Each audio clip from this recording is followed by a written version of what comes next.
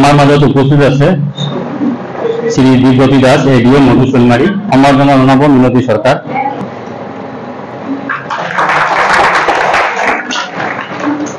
Shri Shahidur Rahman, proprietor, Rashmi organic vermi compost farm, Gauripur, সম্বর্ধনা জনাব মেহজাবিন সুলতানা।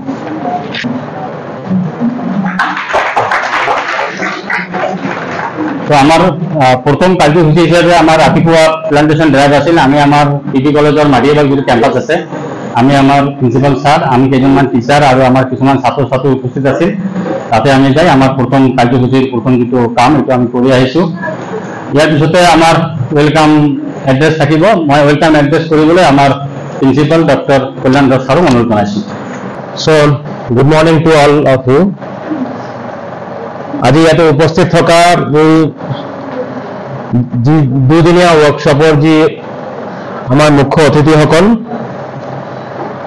মোৰ সন্মুখত উপস্থিত আমাৰ ওচৰে পাজৰে থকা বিভিন্ন ইকো ক্লাবৰ সদস্যসকল, আমাৰ নিজৰ ছাত্ৰ ছাত্ৰীসকল আৰু মোৰ সহকৰ্মীসকল,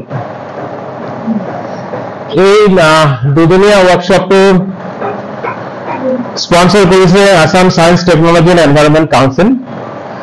তেওঁলোকৰ সেই কাউন্সিলৰ উদ্যোগত পিবি কলেজৰ ইকো ক্লাবে আজিৰ অনুষ্ঠানটো আয়োজন কৰিছে। এই দুদিনীয়া কাৰ্যসূচীটো আৰম্ভ কৰিছে। The Eco Club of this college has been organizing this kind of programs and this is a new step taken by the Eco Club. And what I believe is that মই যদি বিশ্বাস কৰো যে এই দুদিনৰ যি দুটা বিষয় এই ওয়াৰ্কশপেৰ কাৰণে বাছি লোৱা হৈছে আমাৰ কাৰণে খুব গুৰুত্বপূৰ্ণ। Today's workshop is on vermicomposting. আজিৰ ওয়ার্কশপটো হৈছে vermicomposting এর উপর। And for tomorrow's workshop we'll listen to the comments of experts on solid waste management. এই দুটা বিষয় আমার কারণে জানিবলগীয়া।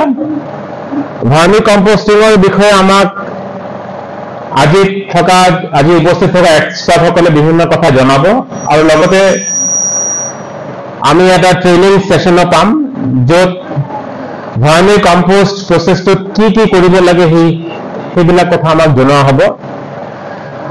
আৰু অহাকালি যি দিনজোৰা কাৰ্যসূচী তাতে সলিড ওয়েস্ট ম্যানেজমেন্টেৰ উপৰ আমাক জনাব, আমি জানিম বেশিকে। ভাৰ্মিকম্পোষ্টিঙতকে মই ভাবো সলিড ওয়েস্ট ম্যানেজমেন্টেৰ বিষয়ে আমি বেশিকে চিন্তা কৰিব লাগে। কাৰণ আজিৰ যুগত আমাৰ দৈনন্দিন জীৱনত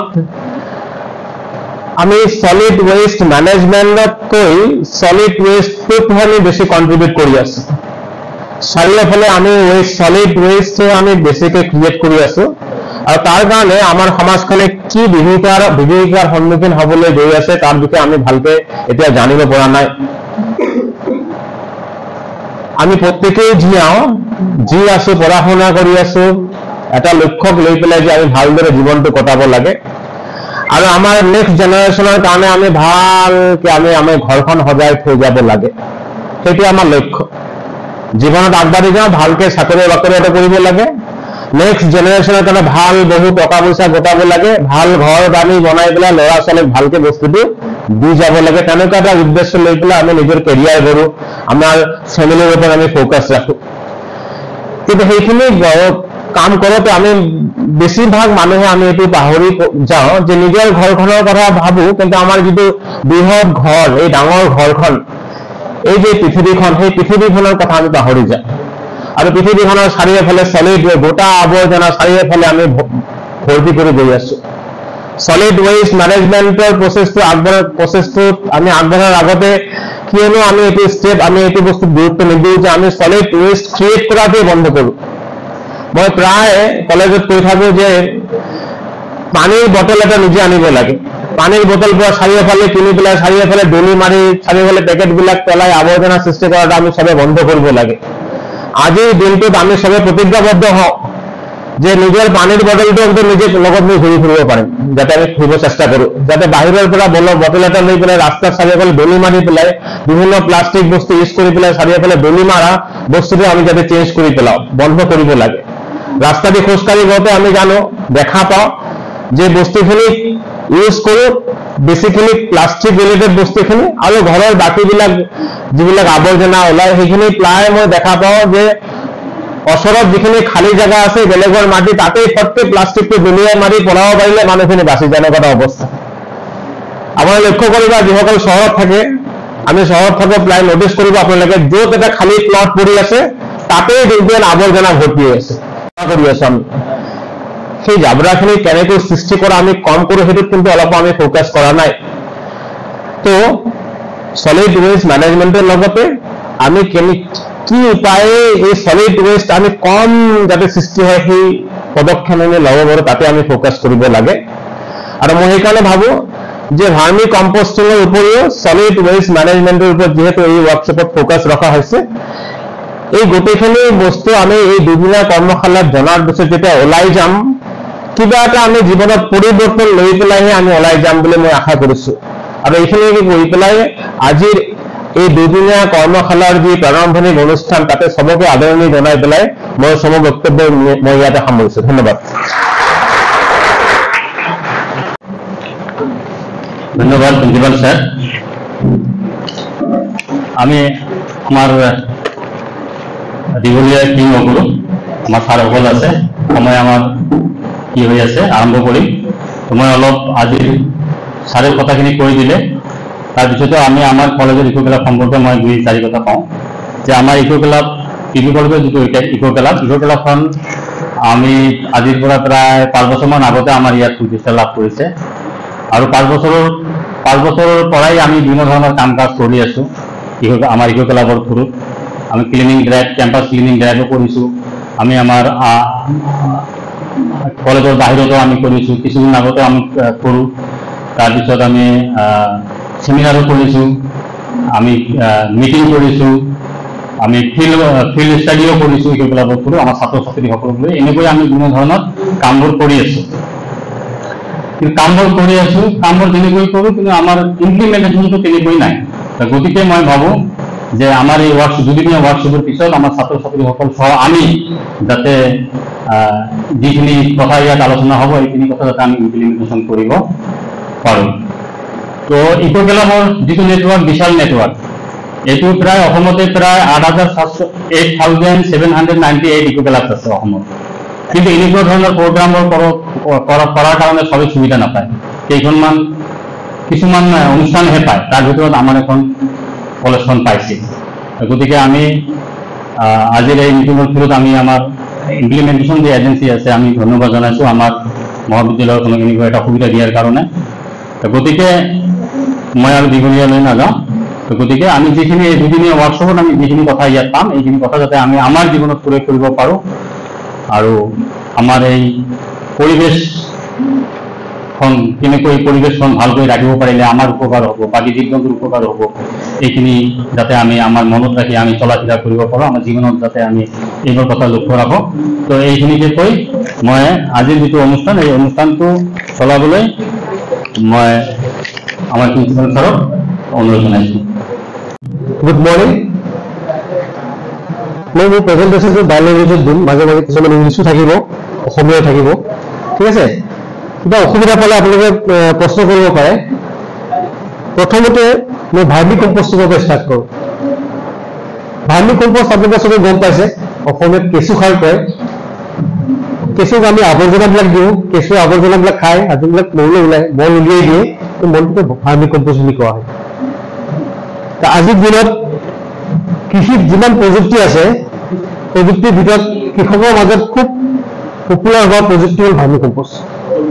আপুনি যদি গাঁৱলৈ যায় আজিকালি প্ৰায়বিলাক কৃষকৰ ঘৰত দেখিব ভাৰ্মি কম্পোষ্টৰ টেংক থাকে।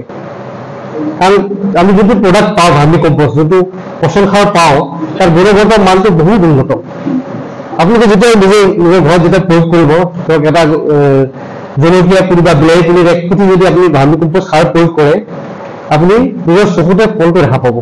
আমি যেনেকৈ পথাৰখন যেতিয়া হালধীয়া হৈ যায়, আমি ইউৰিয়া দি দিয়াৰ লগে লগে 3 ঘণ্টাৰ পিছত সেউজীয়া হৈ যায়। চকুৰে দেখি পেলাই মানুহে ৰাসায়নিক সাৰটো ব্যৱহাৰ কৰে, ফলটো চকুৰে দেখা পায়। কিন্তু কৃষি সাৰৰ ক্ষেত্ৰতো একেই, যেতিয়া আপুনি প্ৰয়োগ কৰিব তাৰ ফলটো চকুৰ আগত ওলাই পৰে। যাৰ কাৰণে আজিৰ যুগত কৃষি প্ৰযুক্তিৰ ভিতৰত সবতকৈ পপুলাৰ প্ৰযুক্তি হিচাপে ভাৰ্মি কম্পোষ্টটো পপুলাৰ হৈছে কৃষকৰ মাজত। ঠিক আছে, ভাৰ্মি কম্পোষ্ট মই এটা শ্লাইডৰ থ্ৰু দি বুজাম যিমান পাৰোঁ। এইটো চব ভাৰ্মি কম্পোষ্ট মেথডটো ক'লো অলপ। আপোনাৰ vermi compost is a method of preparing enrich compost. Compost মানে হ'ল আপোনাৰ পচন সাৰ। এইটো হ'ল এটা উন্নত পচন সাৰ। এই পচন সাৰটো আমি যেতিয়া পচন সাৰ প্ৰস্তুত কৰোঁ, আমি আৱৰ্জনাবিলাক পচিবলৈ দিওঁ, আৱৰ্জনাবিলাক পচি পেলাই পচন সাৰ হয়। ইয়াত কিন্তু আমি আৱৰ্জনাবিলাক পচিবলৈ নিদিওঁ, আৱৰ্জনাবিলাক কেঁচুক খাবলৈ দিওঁ। আপোনালোকে জানে কেঁচু কৃষকৰ বেষ্ট ফ্ৰেণ্ড। আমি যোন প্ৰকাৰৰ মাটিত কেঁচুৰ মূৰটো বেছি পোৱা যায় বা কেঁচুৰ মুখটো বেছি পোৱা যায়, সেইদৰে মাটি আমি সাৰুৱা বুলি কওঁ। আপোনালোকে চবেই জানে কেঁচু হ'ল কৃষকৰ ভাল বন্ধু। এই সাৰটো প্ৰস্তুত কৰোঁতে আমি কেঁচুক ব্যৱহাৰ কৰোঁ। কেঁচু আকৌ এটা স্পেচিয়েল টাইপৰ কেঁচু, আমেৰিকান কেঁচু, যোনটো ৰঙা ৰঙা আৰু চুটি আৰু ৰাক্ষস কেঁচু, 24 ঘণ্টাই খায়। আমাৰ যোনটো থলুৱা কেঁচু আছে, সেই কেঁচুটো যদি আমি ব্যৱহাৰ কৰোঁ প্ৰায় 4 মাহ লাগিব সেই সাৰটো প্ৰস্তুত হ'বলৈ। কিন্তু আমি যদি উন্নত মানৰ কেঁচুটো প্ৰস্তুত কৰোঁ, ব্যৱহাৰ কৰোঁ, তেতিয়াহ'লে 1.5 মাহৰ ভিতৰতে আমাৰ এই সাৰটো প্ৰস্তুত হয়। ঠিক আছে, তো এই যোনটো আমি ভাৰ্মি কম্পোষ্ট সাৰ দিছোঁ, আজি পৃথিৱীত জনাজাত হৈছে ব্লেক গল্ড হিচাপে। বজাৰত ইয়াৰ মূল্য প্ৰায় 20 বা 25 টকা প্ৰতি কেজি কেঁচুত, প্ৰতি কেজি সাৰৰ দাম।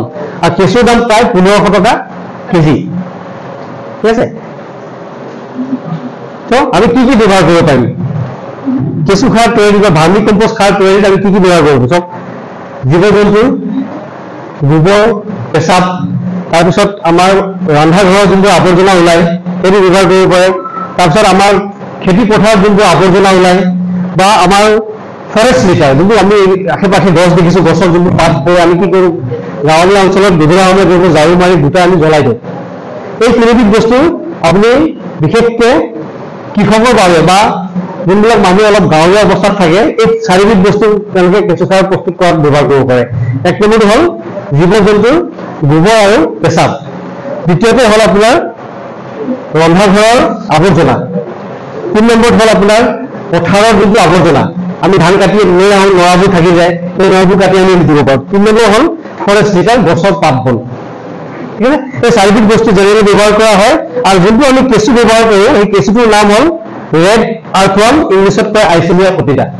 মই ফটোত দেখাম। তো এই কেঁচুবিধে বিশেষভাৱে ভাৰ্মি কম্পোষ্ট সাৰ প্ৰস্তুত কৰোঁতে ব্যৱহাৰ কৰিব গৈছে। আপুনি যদি আমাৰ থলুৱা কেঁচুবোৰ ব্যৱহাৰ কৰোঁ, মই অলৰেডি ক'লোঁ 3 মাহ লাগিব সাৰটো প্ৰস্তুত হওঁতে। কিন্তু আপুনি যদি এই বিশেষভাৱে কেঁচুটো ব্যৱহাৰ কৰে, 45 দিন বা 1.5 মাহৰ ভিতৰতে আপোনাৰ ভাৰ্মি কম্পোষ্ট সাৰটো প্ৰস্তুত হয়। ঠিক আছে, এতিয়া এই কেঁচুটোৰ গুণগত মান চাওক। কেঁচুটোৰ দৈৰ্ঘ্য হ'ল আপোনাৰ 3 বা 3 চেণ্টিমিটাৰ। 30 চেণ্টিমিটাৰ মানে আপোনাৰ আধা ফুটলৈকে হয়। তাৰপিছত তাৰ বহল হ'ল 0.4 to 0.6 গ্ৰাম, ওজন হ'ল 0.4 to 0.5 গ্ৰাম, মানে আধা গ্ৰাম। এভাৰেজ যদি লওঁ, কেঁচুটোৰ ওজন আধা গ্ৰাম। তাৰপিছত 50 পৰা 55 দিনত কেঁচুটো মেচিউৰ হয়, মেচিউৰ হয় 55 দিনৰ ভিতৰত। তাৰপিছত কনভাৰ্চন ৰেট চাওক, আপুনি 2 কুইণ্টেল সাৰ যদি প্ৰস্তুত কৰিব বিচাৰে আপুনি ভাৰ্মি কম্পোষ্ট সাৰ, 1000টা কেঁচুৰ প্ৰয়োজন হয়। প্ৰায় 1.5 মাহ বা 2 মাহৰ ভিতৰত আপোনাৰ সাৰখিনি প্ৰস্তুত হ'ব। তো আমাৰ যোনটো এতিয়া আপোনালোকৰ কলেজত টেংকি বনোৱা হৈছে, আমি আজি প্ৰেক্টিকেল কৰাম, সেই টেংকিটোত যেতিয়া আমাৰ সাৰ প্ৰস্তুত হ'ব প্ৰায় 2 কুইণ্টেল সাৰ ওলাব। তো এই টেংকিটোত প্ৰায় আপোনাৰ 1000 কেঁচুৰ প্ৰয়োজন। তুমি অকণমান সিফালে গুচি যাব, মই এইফালে আহিছোঁ। আৰু কুকুন প্ৰডাকশ্যনটো হয়, কুকুনটো গম পাইছে, লেটা যদি হয় কুকুন প্ৰডাকশ্যন 1 in every 3 days, প্ৰত্যেক 3 দিনত এটা এটা কুকুন প্ৰডাকশ্যন হ'ব। তাৰপিছত লাষ্টত হ'ল ইনকিউবেশ্যন অফ কুকুন, 20 পৰা 23 দিনৰ ভিতৰত আকৌ এইটো পোৱালি হ'ব। তো এই কেঁচুৰ গুণগত মান এইখিনি, এই কেৰেক্টাৰখিনি থকাৰ কাৰণে বিশেষভাৱে আমাৰ যোনটো আইচেলিয়া ফটিডা বা ৰেড আৰ্থৱাৰ্ম বুলি কৈছোঁ, ৰঙা কেঁচু, সেইটো ব্যৱহাৰ কৰা হয়। এতিয়া সাৰ প্ৰস্তুতি, সাৰ প্ৰস্তুতি 2টা স্কেলত আছে। যদি কৃষক হয় তেওঁ নিজৰ প্ৰয়োজনৰ কাৰণে তেওঁ সাৰটো প্ৰস্তুত কৰিব পাৰে, কেঁচু সাৰটো। আৰু তেওঁ যদি বিজনেছমেন হয় তেওঁ লাৰ্জ স্কেলত কৰিব পাৰে। আপোনাৰ ঘৰত যদি 2টা টেংক থাকে, যোনটো 2 লিটাৰ বা 1 লিটাৰ বা 1 লিটাৰ যদি দুটা টেংকি থাকে আপুনি বছৰটো 3 বা 7 টন পচন সাৰ বা কেঁচু সাৰ আপুনি প্ৰডাকশ্যন কৰিব পাৰে এবছৰত, ঠিক আছে। আৰু যদি আপুনি লাৰ্জ স্কেলত কৰে, যদি আপুনি বিক্ৰী কৰাৰ কাৰণে বা কমাৰ্চিয়েলি কৰিব বিচাৰে, তেতিয়া আপুনি 30 বা 70 টন আপুনি গ্ল'বেলি ইউজ কৰিব পাৰে। কিন্তু এই লাৰ্জ স্কেলটো কৰিলে আপুনি যদি স্মল স্কেল কৰিছোঁ, কম পৰিমাণত যদি আপুনি প্ৰডাকশ্যন কৰে, তেতিয়া আপোনাৰ ঘৰত ধৰক কলগছ আছে, গছৰ পাত আছে, ৰন্ধা ঘৰৰ আৱৰ্জনা বা গোহালিৰ পৰা যোনবোৰ আৱৰ্জনা ওলায়, এইবিলাক ব্যৱহাৰ কৰি আপুনি 3 বা 7 টন এবছৰত প্ৰডাকশ্যন কৰিব পাৰে। বিশেষকৈ কলগছটো বেছি প্ৰয়োজন হয়। কলগছ আৰু আপোনাৰ আমি যিটো কওঁ ৱাটাৰ হাইচিন, পুখুৰীত যোনটো কি আছিলে এইটো আপোনাৰ মেটেকা হয়, মেটেকা, কলগছ, পাকঘৰৰ যোনটো আমাৰ আৱৰ্জনা বা আপোনাৰ গোহালিৰ আৱৰ্জনা, এইবিলাক দি আমি প্ৰায় 3 বা 7 টন বছৰত আমি প্ৰডাকশ্যন কৰিব পাৰোঁ। যদি আপুনি গৈছে লাৰ্জ স্কেলৰ কাৰণে, তেতিয়াহ'লে আপুনি MSDটো ব্যৱহাৰ কৰিব লাগে। MSW যোনটো মিউনিচিপালিটি চলিড ৱেষ্ট, আপুনি বোলে প্ৰায় 30 বা 70 টন প্ৰডাকশ্যন কৰিব বিচাৰিছে, তেতিয়াহ'লে আপুনি MSWটো ব্যৱহাৰ কৰিব লাগে। মিউনিচিপালিটি চলিড ৱেষ্ট যোনবিলাক আপোনাৰ বায়'ডিগ্ৰেডেবল, যোনবিলাক নিজে পচি যোৱা চলিড ৱেষ্ট থাকে চিটিবিলাকৰ পৰা ওলাই, সেইবিলাক ব্যৱহাৰ কৰিব লাগে। সেইটো ক্ষেত্ৰত আপুনি 30 বা 70 টন পৰ্যন্ত প্ৰডাকশ্যন কৰিব পাৰে বছৰত, কিন্তু আপোনাৰ কংক্ৰিটৰ টেংকৰ মাত্ৰাটো বেছি হ'ব লাগিব। লাৰ্জ স্কেল দুটা স্কেলতে প্ৰডাকশ্যন হয়। প্ৰথমটো হ'ল আপোনাৰ চেল্ফ কনজাম্পশ্যন, নিজৰ ব্যৱহাৰৰ কাৰণে, দ্বিতীয়টো হ'ল আপোনাৰ কমাৰ্চিয়েল বজাৰত বেচিবৰ কাৰণে। কিন্তু দ্বিতীয়টোৰ কাৰণে আপুনি ৰুৰেল এৰিয়াত কৰিব নোৱাৰিব, অলপ টাউনীয়া এৰিয়া হ'ব, আৰ্বান এৰিয়া হ'ব লাগিব। কাৰণ আপোনাৰ দ্বিতীয়টোৰ কাৰণে আপোনাৰ MSW, যোনটো ছাৰে অলপ আগতে কৈছে, আজি পৃথিৱীৰ কাৰণে চবতকৈ ডাঙৰ প্ৰব্লেম হৈ গৈছে MSW। আপুনি আজি গৌৰীপুৰত আছে, বস্তুটো অনুভৱ কৰিব পাৰে। আপুনি যদি কাইলৈ গুৱাহাটীত যায়, ৰাতিপুৱা চাব আপুনি কিমান শ ট্ৰাক MSW প্ৰডাকশ্যন হয় এখন চিটিৰ পৰা ওলাই। সেইবিলাক নি পেলাই আউটস্কাৰ্টত পেলাই যোনবিলাক এৰিয়া প্ৰদূষণে শেষ কৰি দিয়ে। কিন্তু আজিকালি কি হৈছে, যোনবিলাক ডিগ্ৰেডেবল ৱেষ্ট থাকে MSW, সেইবোৰ ছেপাৰেট কৰি পেলাই কম্পষ্টিং কৰিব পাৰি, ভাৰ্মি কম্পষ্টিং কৰিব পাৰি, ইনচিনাৰেশ্যন কৰিব পাৰি, পাইৰোলাইচিছ কৰিব, বহু প্ৰযুক্তি ওলাইছে আজিকালি। কিন্তু আমাৰ নিচিনা দেশত আজিকালি এই প্ৰযুক্তিবিলাক ব্যৱহাৰ হোৱা নাই, কিন্তু দিল্লীত হৈছে। এই প্ৰযুক্তিৰে ইনষ্টেণ্টলি আপুনি পাইৰোলাইচিছ বুলি এটা টেকনলজি আছে, এফালৰ পৰা আৱৰ্জনাখিনি ভৰাই দিলে, সিফালৰ পৰা সাৰ হৈ ওলাই আহিলে, তেনেকুৱা প্ৰযুক্তি আহিছে। কিন্তু পৃথিৱীৰ ভিতৰত চাই যোনটো ক'লে MSW, পৃথিৱীৰ ভিতৰত মিউনিচিপালিটি চলিড ৱেষ্টটো আজিৰ দিনত বিৰাট ডাঙৰ এটা সমস্যা, ঠিক আছে। লাৰ্জ স্কেল এতিয়া আপুনি কৰিব কেনেকৈ, দুটা আছে, এটা হ'ল বেড মেথড, এটা হ'ল পিট মেথড। মই ছবি বুজাম। বেড মেথড মানে কি হ'ব, আপোনাৰ এনেকুৱা এটা ফ্ল'ৰ লাগিব, মাটিৰ ফ্ল'ৰো হ'ব পাৰে, পকাৰ ফ্ল'ৰো হ'ব পাৰে। খালি ফ্ল'ৰটো আপোনাৰ লেপি পেলাই টাইট কৰিব লাগিব, যেন কেঁচুখিনি পাৰ হৈ যাব নোৱাৰে, মাটি খালি কেঁচুখিনি পলাই যাব নোৱাৰে। সেইটো আপুনি 3 বা 4 বাৰ লেপি পেলাই কৰিব পাৰে, বা চিমেণ্ট দি পেলাই লেপি কৰিব পাৰে। ফ্ল'ৰ হ'ব লাগে, hard floor. Composting is done on pucca or kutcha floor making bed 6 foot into 2 foot into 1 foot হাইটটো হ'ব, মানে ওখটো হ'ব, আপুনি আৱৰ্জনা দিয়াৰ পিছত ওখটো হ'ব 1 ফুট, দীঘলটো হ'ব 6 ফুট, বহলটো হ'ব 2 ফিট, আৰু ওখটো হ'ব 1 ফুট। সেই আৱৰ্জনাখিনি দি পেলাই আপোনাৰ অলপ প্ৰথমতে পচাব লাগিব, পাৰ্চিয়েল অলপ পচাব লাগিব, পানী দি পেলাই অলপ যেতিয়া পচিব, তাত আপুনি কেঁচুটো এৰি বস্তা দি ঢাকি থ'ব লাগে। তাৰ কাৰণে আপোনাৰ কংক্ৰিটৰ কোনো টেংকৰ প্ৰয়োজন নাই। 2 নম্বৰটো হ'ল পিট মেথড। এইটো হ'ল আপোনাৰ মাটিত গাঁত খান্দিব পাৰে, বা মাটিৰ ওপৰত টেংকি বনাব পাৰে। তো টেংকিটোৰ চাইজ, গাঁতটো বা টেংকিটোৰ চাইজ হ'ব আপোনাৰ 6 foot into 3 foot into 2 foot, 6 into 3 into 2 cubic foot.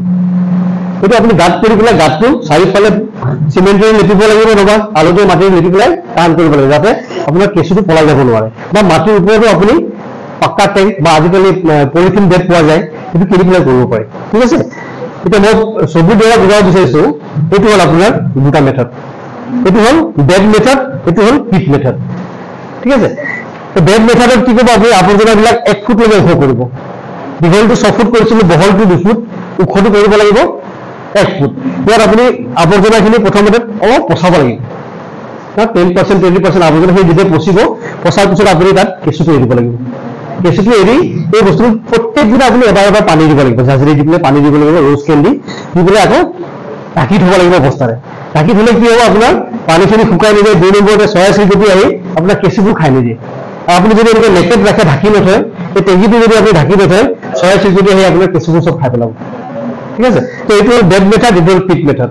এইটো এনেকুৱা এটা প্ৰযুক্তি, খুব কম খৰচা হয়। আপুনি খুব কম, আপোনাৰ ঘৰত যদি দুটা টেংকি থাকে, আপুনি প্ৰত্যেক দিনা 15 মিনিটহে শ্ৰম কৰিব লাগিব। জাষ্ট এবাৰ ৰাতিপুৱা বা গধূলি পানী দিলে, বা শাৰী আনি পেলাই আৱৰ্জনাবিলাক গোটাই আকৌ টেংকিটোত ভৰাই দিলে। জাষ্ট 15 পৰা 20 মিনিট সময় আপুনি নষ্ট কৰিব লাগে যদি আপোনাৰ ঘৰত এনেকুৱা দুটা টেংক থাকে। আপোনাৰ বোলে বহুত সময় লাগিছে তেনেকুৱা কথা নাই। ঠিক আছে, এই দুটা মেথড আছে আপোনাৰ, এটা হ'ল বেড মেথড, এটা হ'ল পিট মেথড। এতিয়া হ'ল প্ৰচেছ অফ ভাৰ্মি কম্পোষ্টিং কৰিব কেনেকৈ। Vermi composting unit should be, vermi composting যেতিয়া আপুনি কৰিব টেংকিটো সদায় এনেকুৱা জেগাত বনাব য'ত দিনটোত বেছিভাগ সময় ছাঁ পৰি থাকে, ঠাণ্ডা জেগা হ'ব লাগে। আৰু টেংকিটো যেতিয়া বনাব সদায় আপোনাৰ ঘৰত যদি ফিচাৰী আছে, পুখুৰী আছে, পুখুৰীটোৰ পাৰত বনাব বা গোহালিটোৰ কিনাৰত বনাব। তেতিয়া কৃষকজনৰ কষ্টটো কমি যাব, কাৰণ আমাৰ বেছিভাগ আৱৰ্জনা গোহালিৰ পৰা ওলায়। ঘাঁহ বন নৰা বা গৰুৰ মূত্ৰ যোনবিলাক মিক্স হৈ থাকে, গৰুৱে নাখায় বা গোবৰ, এইখিনি আমি টেংকিটোত পেলাব লাগে। যদি আপুনি টেংকিটো গোহালিটোৰ ওচৰত বনায় বা পুখুৰীৰ পাৰত বনায়, পুখুৰীৰ পাৰত কিয় বনাব লাগে, এই টেংকিটোতো কৈছোঁ মই সদায় পানী দিব লাগিব, এবাৰ পানী দিব লাগে, মইশ্চাৰ মানে 50% মইষ্ট হ'ব লাগে। আপুনি দিনটোত এবাৰ পানী দিব, ৰাতিপুৱা বা গধূলি দিব। পানী দিব, এক্সেছ পানীটো টেংকিৰ পৰা ওলাই আহিব। আৰু যদি এক্সেছ পানীটো ওলাই নাহে তেতিয়া কেঁচুখিনি মৰি যাব, কিন্তু কেঁচুখিনি ডুবি পেলাই মৰি যাব। এক্সেছ পানীটো সদায় উলিয়াই আনিব লাগে। উলিয়াই অনাৰ কাৰণে ড্ৰেইনটো ছাইডত এটা ফুটা কৰিব লাগে। যোনটো বস্তু লিকুইডটো ওলাই আহে, লিকুইডটো পোৱা হয় ভাৰ্মি ৱাছ। এই ভাৰ্মি ৱাছটোত আপোনাৰ নিউট্ৰিয়েণ্ট কণ্টেণ্টটো বহুত বেছি, নাইট্ৰজেনটো নাইট্ৰেট বা এমিনিকেল ফৰ্মত থাকে, ৰেডিমেড খাদ্য বহুত বেছি থাকে। সেইকাৰণে আমি যদি এই ভাৰ্মি ৱাছটো কানেক্ট কৰি আমি পুখুৰীত পেলাব পাৰোঁ, পুখুৰীত আপোনাৰ মাছৰ উৎপাদনটো বৃদ্ধি হয়। বা আপোনাৰ ঘৰত যদি ফ্লৰিকালচাৰ আছে, ফ্লাৱাৰ গাৰ্ডেন আছে, ফ্লৰিকালচাৰ আছে, এই ভাৰ্মি ৱাছটো যদি কালেক্ট কৰি আপুনি 10 বা 10 গুণ যদি ডাইলুশ্যন কৰি স্প্ৰে কৰে ফুলত, তেতিয়া ফুলৰ উৎপাদনটো বেছি হয়। 10 বাৰ ডাইলুশ্যন দিছিলে, আপুনি যদি 1 লিটাৰ ভাৰ্মি ৱাছ আছে, তাত 10 লিটাৰ পানী মিলাই মিক্স কৰি আপুনি স্প্ৰে মেচিনত দি স্প্ৰে কৰিব পাৰে।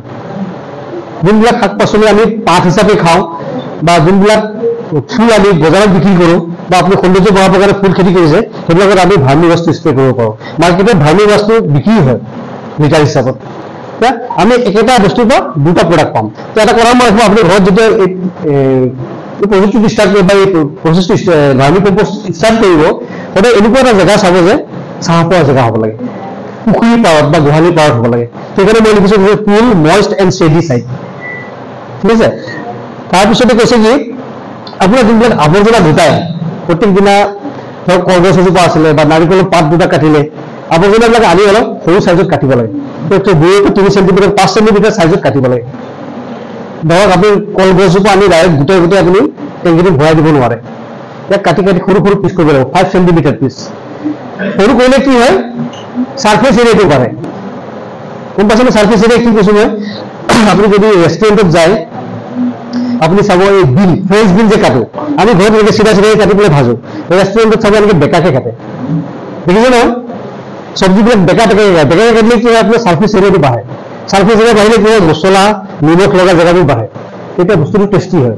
ইয়াতো কি কৰিব লাগে, আপোনাৰ ডাঙৰ ডাঙৰ বস্তু আৱৰ্জনাবিলাক কাটি পেলাই সৰু কৰিব লাগে। সৰু কৰিলে কি হ'ব, ছাৰ্ফেচ এৰিয়াটো হ'ল, ছাৰ্ফেচ এৰিয়াটো বাঢ়িব। ছাৰ্ফেচ এৰিয়াটো বাঢ়িলে কেঁচু খাবৰ কাৰণে জেগা বাঢ়িব।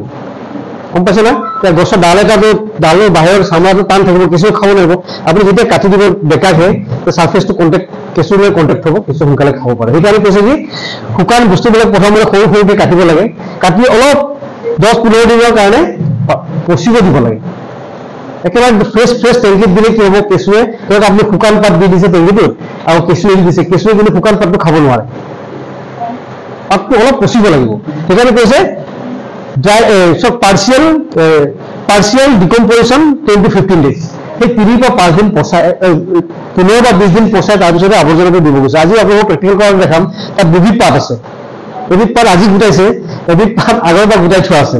সেই আগৰ পৰা গোটাই থোৱা পাতবোৰ চাব অলপ পচিছে, সেইখিনি কিন্তু বেছি উত্তম ভাৰ্মি কম্পোষ্টিঙৰ কাৰণে। আৰু লাষ্টত কৈছে কি কাউ ডাং, living material R mixed in the ratio' of 3:1।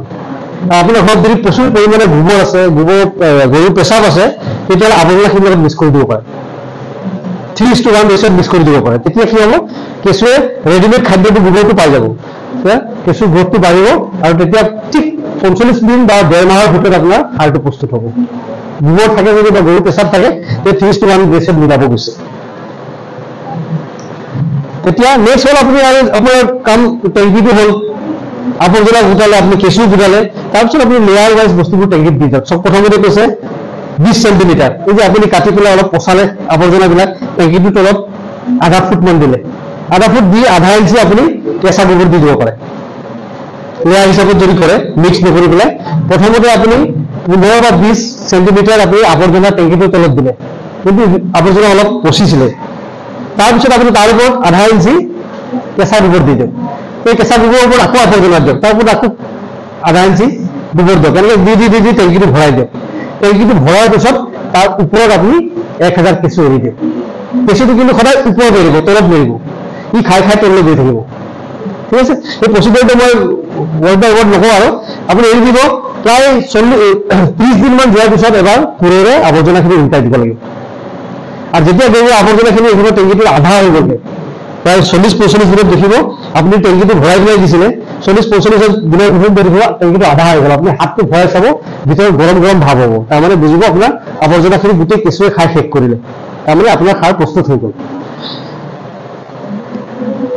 এনেধৰণে বিভিন্ন ধৰণৰ ফাণ্ডিং এজেঞ্চি আছে এইটো চব আপোনাৰ স্পাইচেছ বৰ্ডে দিছে গাঁৱত এনেকৈ মানুহৰ ঘৰে গৈ কম্পোষ্টৰ টেংকি বনাই দিয়ে আৰু কিছুমান এনেকুৱা গাঁও আছে আজিকালি ভাৰ্মি কম্পোষ্ট ভিলেজ বুলি কোৱা হয় আপোনালোকে জানে যিমান টি গাৰ্ডেনবিলাক আছে আপাৰ আছামত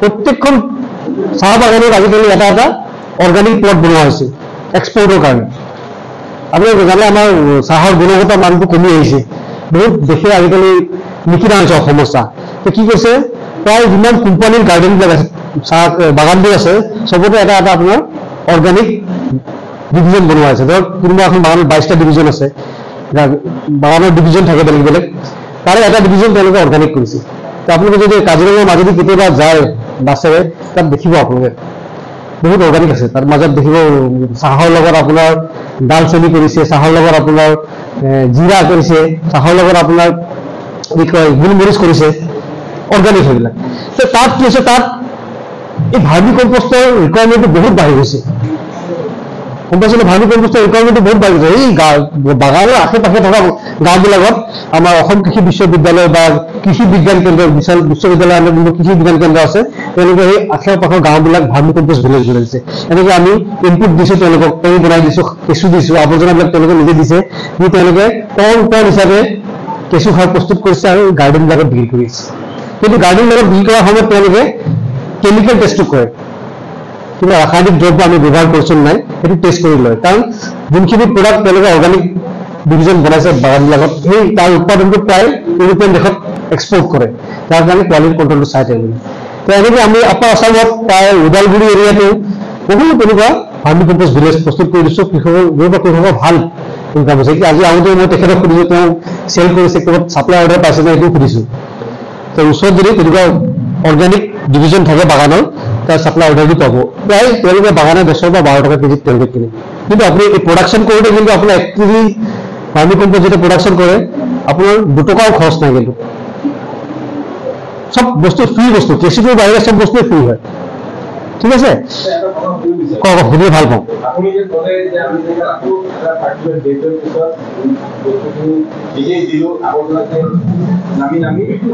আধা হৈ যাব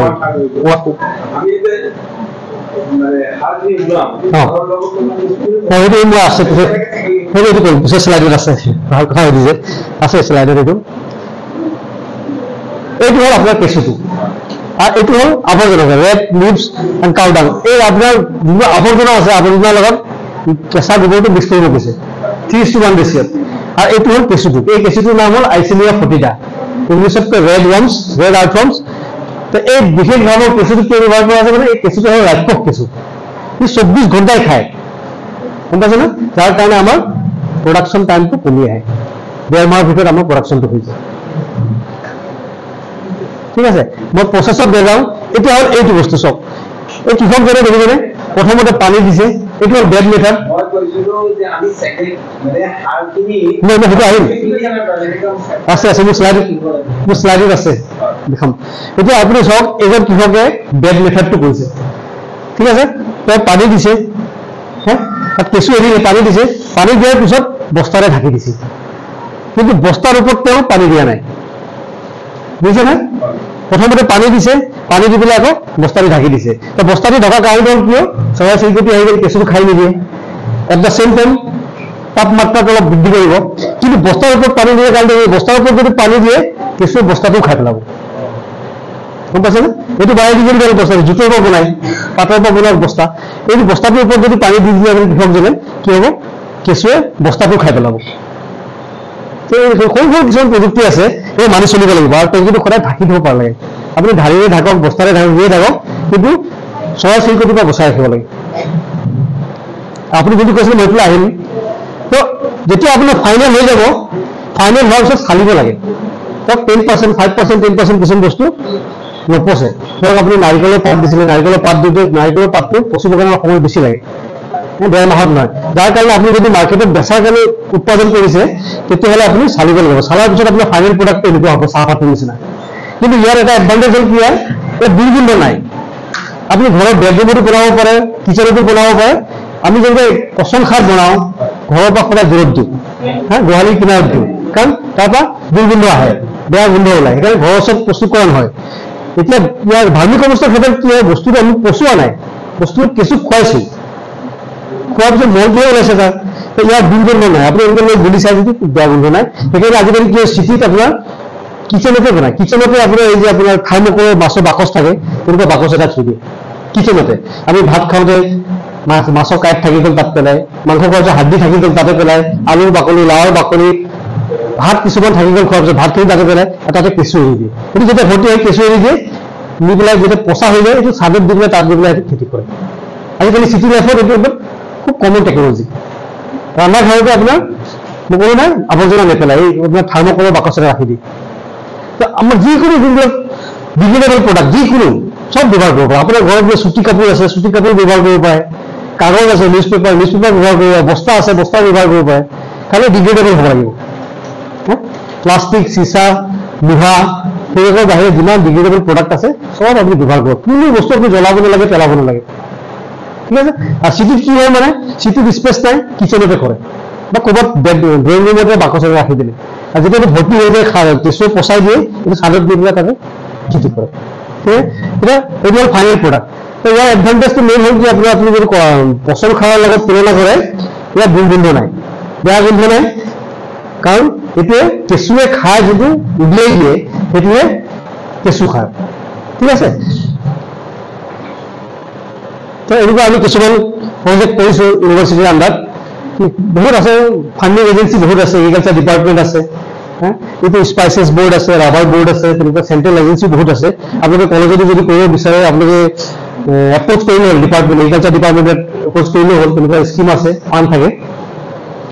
কিন্তু আপোনালোকৰ কলেজত এনেকুৱা প্লাষ্টিক বেগ পোৱা যায়, আজিকালি এনেকুৱা প্লাষ্টিক বেগ পোৱা যায়, খুব সহজভাৱে। আপোনালোকৰ কোনো খৰচা নাই, 800-700 টকা আপোনাৰ টেংক আছে, চাইছোঁ, মই চাই আছোঁ। আজিকালি এনেকুৱা পলি বেগো আছে, চাৰিওফালে বাঁহৰ ফ্ৰেম লগাই বহাই দিব পাৰে। অনলাইনত পায় 600-700-800। আপোনাৰ ঘৰত যদি কৰিব বিচাৰে এনেকুৱা পলিথিন বেগ কৰে, আজিকালি লাৰ্জ স্কেলত মানুহে এইটো এনেকৈ কৰে, এইটো খৰচাটো কম পৰে। আপুনি যদি কংক্ৰিটৰ টেংক এটা বনাই, প্ৰায় 15-20 হাজাৰ টকা খৰচা হয়, 5 ইঞ্চি ইটা যদি কাটে। কিন্তু এইটো আপুনি 500-600 টকাতে ধুনীয়াকৈ 10 বছৰ ব্যৱহাৰ কৰিব পাৰে। আপুনি হাই ডেঞ্চিটি প্লাষ্টিক হয়, ধুনীয়াকৈ 10 বছৰ ব্যৱহাৰ কৰিব পাৰে। তো আৰু ইয়াৰ চব গুণগত মান আৰু আছে, মই দেখাম। এই চব নিউট্ৰিয়েণ্ট কণ্টেণ্ট, 11% কাৰ্বন আছে, organic matter 20%, CM ratio 11:7। CM ৰেচিঅ'টো চবতকৈ প্ৰয়োজনীয় বস্তু হ'ল এগ্ৰিকালচাৰত CM ৰেচিঅ'। CM ৰেচিঅ' মানে কাৰ্বন ইজ টু নাইট্ৰজেন। 10 ভাগ যদি কাৰ্বন থাকে বা 11 ভাগ যদি কাৰ্বন থাকে, নাইট্ৰজেন এভাগ থাকিব লাগিব। যোনটো মাটিত এইটো বাঢ়ি যাব, ধৰক CM ৰেচিঅ' যদি 20 হৈ যায়, সেইজনৰ মাটিত খেতি নহয়। কাৰ্বন বেছি হৈ গ'ল, নাইট্ৰজেন কমি গ'ল, তাত যোনবিলাক মাইক্ৰ' অৰ্গানিজম থাকে, নাইট্ৰজেনটো খাই দিয়ে আৰু খেতি আমাৰ ফেইল হয়। এই CM ৰেচিঅ'টো চব 11.6% জোখত, মাটিত 12লৈকে থাকিব লাগে। আৰু আমাৰ যোনটো আমাৰ বায়'গেছ প্লাণ্ট থাকে না, গোবৰ গেছ, তাত CM ৰেচিঅ'টো 5 থাকে, সেইটো চবচে ভাল। CM ৰেচিঅ'টো খুব কম, নাইট্ৰজেন চব 1.5% available two percentage, phosphorus 0.03, potash 0.25, calcium, magnesium, zinc, copper, molybdenum, যিমানখিনি মৌল আপোনাৰ প্ৰয়োজন আছে খেতি কৰাত, ক্লৰিনৰ বাহিৰে গোটেইখিনি আছে। ক্লৰিনটো এটা আমাৰ এচেঞ্চিয়েল নিউট্ৰিয়েণ্ট বুলি কয় গছৰ মৌলকে, কিন্তু ক্লৰিনটো নাই। গোটেইখিনি প্ৰয়োজনীয় মৌল আপোনাৰ ভাৰ্মি কম্পোষ্টত। ইয়াৰ উপৰিও চবতকৈ যিটো প্ৰয়োজনীয় বস্তু আছে, এইটো হ'ল hormone, plant growth promoting hormone বুলি কয়, PGPR। সেই বস্তুটো কেঁচুৱে প্ৰস্তুত কৰে, যাৰ কাৰণে ইয়াৰ খেতিৰ ফলটো ভাল হয়। প্লান্ট গ্ৰোথ প্ৰমোটিং হৰমন বুলি এটা আছে, এই হৰমনটো কেঁচুৱে চিক্ৰেট কৰে ভাৰ্মি কম্পষ্টত, যাৰ কাৰণে ইয়াত বজাৰৰ মূল্যটো বেছি। আৰু আপোনালোকৰ যদি বিশ্বাস হোৱা নাই, কাইলৈ 1 কেজি ভাৰ্মি কম্পষ্ট কিনি মেলি আপুনি ঘৰতে পৰীক্ষামূলকভাৱে ব্যৱহাৰ কৰি চাবচোন, পৰীক্ষামূলকভাৱে ব্যৱহাৰ কৰি চাব আৰু ৰিজাল্টটো চাব। আপুনি এটা ঘৰত ৰাসায়নিক সাৰ দি কেইজোপামান গছ লগালে, কেইজোপামান গছ আপুনি ভাৰ্মি কম্পষ্ট দি লগাওক আৰু তাৰ 10-15-20 দিনৰ পিছত আপুনি ৰিজাল্টটো চাওক আৰু ফলটো ফলৰ কোৱালিটিটো কেনেকুৱা চাওক একেবাৰে। সেইটো দিম মই শিকিছোঁ ৰ'ব আছে। এইটো চাওক, আপুনি যদি ফিল্ড ক্ৰপছ পথাৰত কৰা যদি খেতি হয় তেতিয়া আপোনাৰ 5 পৰা 6 টন দিব লাগিব 7.5 বিঘাত। 1 হেক্টৰ মানে আপোনাৰ 7.5 বিঘা মাটি, 1 হেক্টৰ বুলি কোৱা হয়। 7.5 বিঘা মাটিত আপোনাৰ 5 পৰা 6 টন দিব লাগিব পথাৰৰ খেতিত, ঠিক আছে। যদি আপোনাৰ ফলৰ গছ আছে, ফল মূলৰ গছ আছে, আমৰ গছ আছে, 3 বা 5 কেজি এজোপা গছত। আৰু আপুনি যদি এটা পুলি লগাইছে 100 বা 200 গ্ৰাম এটা ফটো এবাৰ লগালেই হ'ল, এটা খেতিৰ কাৰণে এবাৰে, এটা খেতিৰ কাৰণে এবাৰ লগালেই হ'ল, তাৰ পিছৰ খেতিৰ কাৰণে আকৌ ভৰি দিব লাগিব, ঠিক আছে নে। এইটো ফিল্ড ৱৰ্ক আৰু ফিল্ড ক্ৰপ বুলি কওঁ। পথাৰত কৰা খেতি 5 পৰা 6 টন প্ৰতি 7.5 বিঘা মাটিত।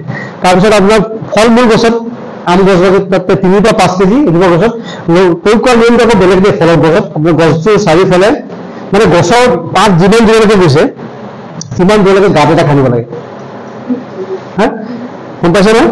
গছৰ পাতৰ যোনটো আমি কেনপি বুলি কওঁ, প্লান্ট কেনপি, পাত যিমান দূৰলৈকে গৈছে সেই দূৰত এটা আপোনাৰ ৰাউণ্ডকে গাঁত এটা খান্দিব লাগে, বা 2 ইঞ্চি বা 3 ইঞ্চি গাঁত এটা খান্দিব লাগে। এই গাঁতটোত বৰষুণ হোৱাৰ আগত সাৰটো দি মাটিত ঢাকি দিব লাগে। মানে এক্টিভ শিপা তালৈকেহে আছে, ওচৰত থকা শিপাখিনি বুঢ়া শিপা, এইবোৰ খাদ্য বিচাৰি নাযায় ওচৰত থকা। তো গছজোপা যদি গুৰিত দিয়ে আপুনি গছজোপাই সাৰটো নাপাওঁ, গছজোপাৰ ওচৰত থকা শিপাবোৰ হ'ল বুঢ়া শিপা, তেনেকুৱা গছজোপা ধৰি ৰাখিছে। খাদ্য বা পানী হ'লে শিপাবোৰ দূৰলৈকে পাত দূৰলৈকে গৈছে তালৈ খালি আপুনি বছৰত 2বাৰ প্ৰয়োগ কৰিব পাৰে বৰষুণ হোৱাৰ আগে আগে, ঠিক আছে। যদি এই সাৰটো প্ৰয়োগ কৰাৰ লগতে যদি আপুনি ধৰক নাৰিকল বা চুপাৰী এইবিলাক গছ আছে, ইয়াৰ লগত আপুনি 5 গ্ৰাম মান বৰণ মিলাই দিব পাৰে। চুহাগা যদি হওক, চুহাগা শুনিছে নহয়, বৰণ সাৰটো মিলাই দিব পাৰে। কাৰণ কি আমাৰ নাৰিকল খুব কম লাগে বা তামোল গছত তামোল কম লাগে, উৎপাদন কৰাবৰ কাৰণে খুব কম পৰিব, 5 গ্ৰাম বৰণ সাৰ মিলাই দিব পাৰে প্ৰয়োগ কৰোঁতে, ঠিক আছে। এই চাৰে কোৱা কথাটো কওঁ, এতিয়া কেঁচুটো কেনেকৈ বেলেগ কৰিব লাগে এইটো চাওক। আপুনি সাৰখিনি যেতিয়া প্ৰস্তুত হৈ গ'ল 45 দিনৰ পিছত আপুনি সাৰখিনি উলিয়াই এনেকৈ হিট হিচাপে পাহাৰ নিচিনাকৈ থৈ দিয়ক, গম পাইছে নে। 24 ঘণ্টা বা 48 ঘণ্টা থওক, লাহে লাহে সাৰটোৰ ওপৰত শুকাই আহিব নহয়, তললৈ পানীটো গুচি যাব, তলত কেঁচুখিনি গোট মাৰি লাভ এটা হৈ থাকিব, গম পাইছে নে। প্ৰায় 24 পৰা 48 ঘণ্টা ধৰি আপুনি এনেকৈ সাৰখিনি গোটাই থৈ দিয়ক, লাহে লাহে লাহে লাহে পানীৰ মাত্ৰাটো কমি আহিব। কাৰণ কিন্তু পকা ফুলৰ বা পলিথিনৰ ওপৰত কৰিব লাগিব, লাহে লাহে পানীৰ মাত্ৰাটো কমি আহিব আৰু কেঁচুখিনি পানী বিচাৰি বিচাৰি তললৈ গৈ থাকিব, গৈ তলত গোট মাৰি লাৰি হৈ থাকিব। কেঁচুখিনি গুচাই আনক, এইখিনি আপুনি যদি বিক্ৰী কৰিবৰ কাৰণে কৰিছে, প্ৰডাকশ্যন কৰিছে, চালি পেলাই বেচিব পাৰে। সেইটো টেকনলজি। তাৰ সাৱধানতা কিছুমান ল'ব লাগে, তাৰ পানীৰ মাত্ৰাটো 50% হ'ব লাগিব। প্ৰত্যেক দিনে 40 পৰা 60 মাজত এইটো ময়েষ্ট হ'ব লাগিব, গম পাইছে নহয়। 50% ময়েষ্ট হ'ব লাগিব, নহ'লে কেঁচুখিনি মাৰা যাব। বেছি তাপমাত্ৰাৰ পৰা বচাব লাগিব। আপুনি এখন ছেট দিব লাগিব ওপৰত, আপোনালোকে যোনখন বনাইছে টেংকৰ ওপৰত এটা ছেট লাগিব, নহ'লে কি হ'ব আপোনাৰ বৰষুণ আহিলে পানী যেতিয়া পৰিব সাৰটো ওলাই ৱাছ কৰি লৈ যাবগৈ, কেঁচুখিনি মৰি যাব।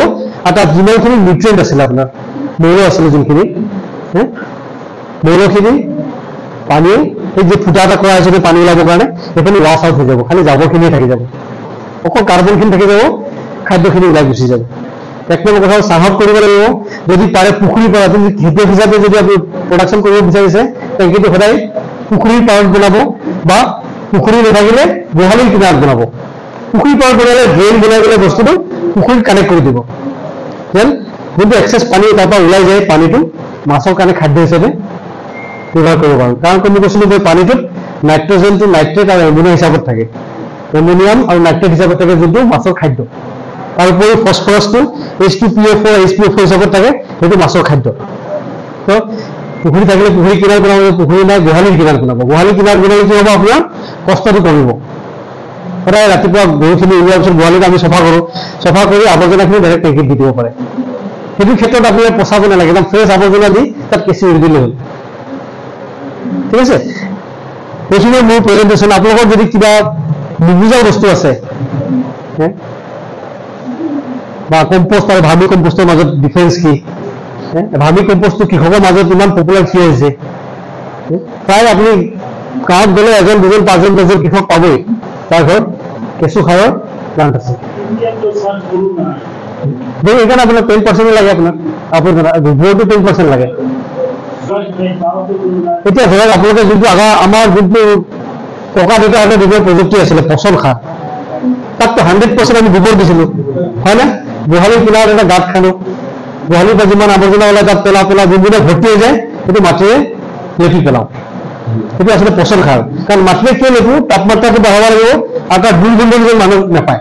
সেইকাৰণে ভৰ্তি হোৱাৰ পিছত আমি মাটি দি বন্ধ কৰি লেপি পেলাওঁ, চিল কৰি দিওঁ। চিল কৰাৰ লগে লগে কি হয়, তাত তলত তাপমাত্ৰা 70-80 ডিগ্ৰী টেম্পাৰেচাৰলৈ গুচি যায় আৰু দুমুঠি আৱৰ্জনা আছিলে প্ৰায় 3-4 মাহত পচি যায় টেম্পাৰেচাৰটো হাই হোৱাৰ কাৰণে। কিন্তু তাৰ ডিচএডভান্টেজ আছিলে কি, দুৰ্গন্ধ আছিলে আৰু সময় বেছি লাগে আৰু মৌলবিলাক কম কম মাত্ৰাত আছিলে।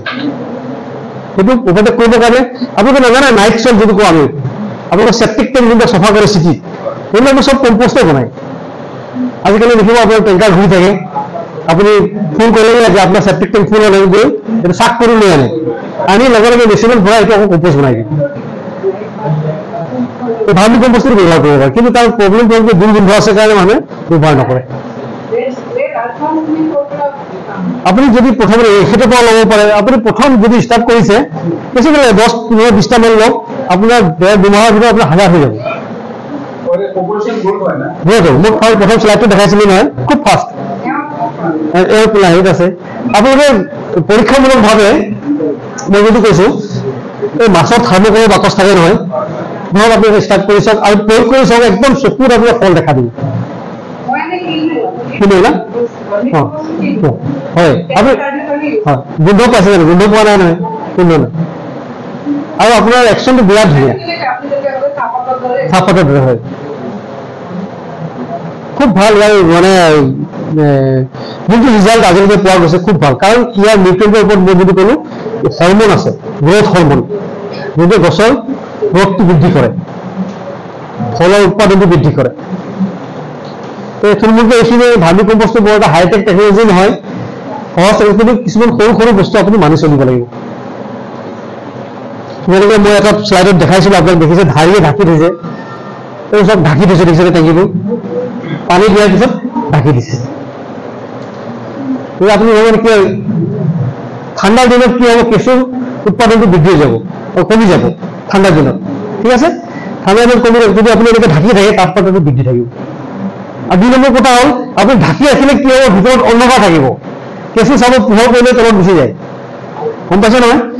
যেতিয়া পোহৰ পৰিব আপুনি কেঁচু যোনবিলাক লেদা পথাৰত ওলাই ৰাতি খাই দিয়ে, চাব দিনত আপুনি নেদেখে।